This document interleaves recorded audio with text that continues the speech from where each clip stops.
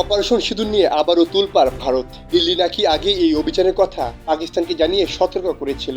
ভারতের পররাষ্ট্রমন্ত্রী এস জয়শঙ্করও সেই কথা স্বীকার করেছেন। এতে মোদী সরকারের সমন্বিতে তীব্র বিরোধিতা শুরু হয়েছে দেশটির রাজনৈতিক অঙ্গনে। বিরোধীরা বলছেন, যদি অভিযানের আগে শত্রুকে বলে দেওয়া হবে তাহলে অভিযান পরিচালনা করে লাভ কি হলো।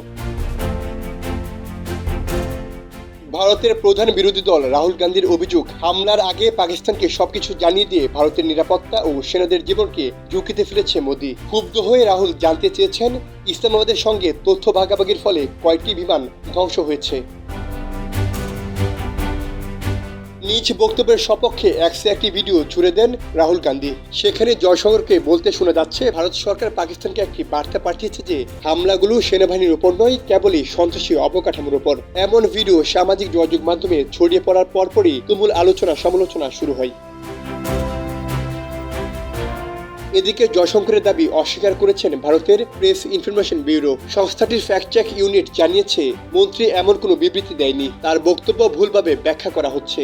তবে দেশটির পররাষ্ট্র মন্ত্রণালয় শঙ্করের বক্তব্য প্রত্যাখ্যান করেনি।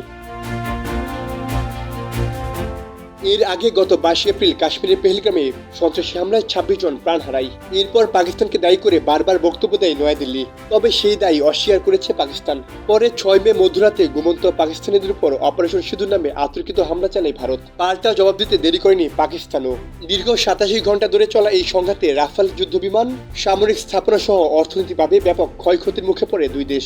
পরে গত 10 মে ভারত পাকিস্তানের মধ্যে যুদ্ধবিরতি ঘোষণা দেন মার্কিন প্রেসিডেন্ট ডোনাল্ড ট্রাম্প।